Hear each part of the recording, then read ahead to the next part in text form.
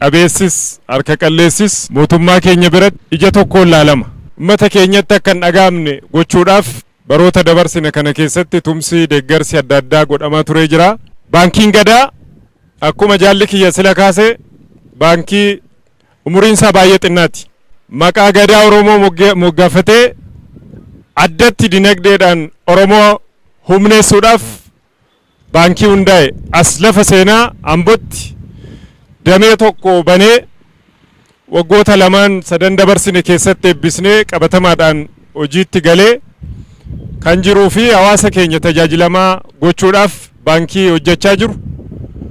Baankii ummata keenya baankii maqaa mallattoo addaa saba keenya Gadaa moggaafatee hojjechaa jiru waan hedduun gammachuudhaan ayyaana isaa dabarsuu akka danda'uuf baankiin Gadaa erga hundaa'ee tajaajila baankii kennuu jalqabe yeroo gabaabaa illee yoo ta'e waggaa 3 illee yoo ta'e waan na horaterraa waan na qaburraa uummata isaatiin simbira jirraa jechuudhaaf kan asitti argamnedha.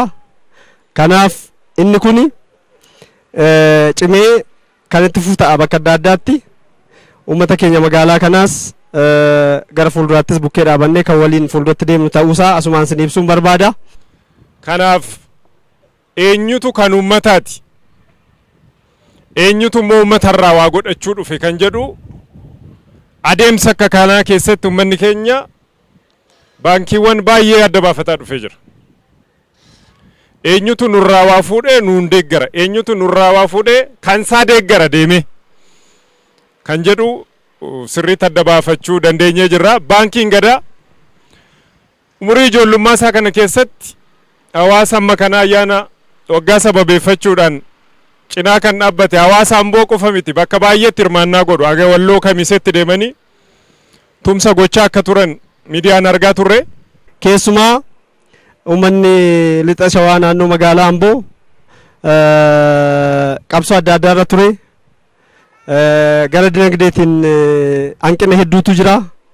Isa kana immoo waliin taane gara fuulduraatti qabsoo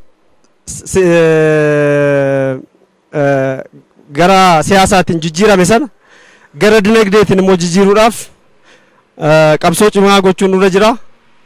Jabaanni uummanni keenya gara of jijjiiruu jireenya isaa akka fooyyattu jijjiiruun nurra jira.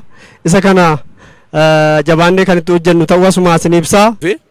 Erga baankii ta'e boodamoo gara hawaasaadha kan deeme.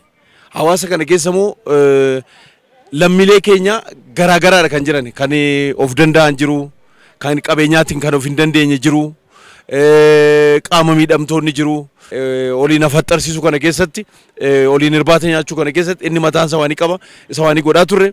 Bara darbe keessa godina Walloo magaalaa Kamisee keessatti karaa kana amantaa musliimotaatiin deeggarsa godhaa turre.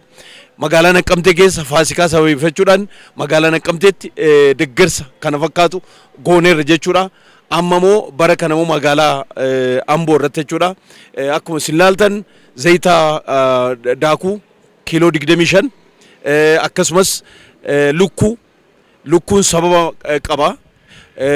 Hanqaaquu 10 akkasumas immoo zayita leetira 3 nama tokkoof nama 100dhaaf gara 700 oliitti kan shallagamuudhaan. Gannabicha Hayiluun jedhama. Kanan irraa dhufe ganda yaa'ii Gadaa ganda Duwwaa Lammaati.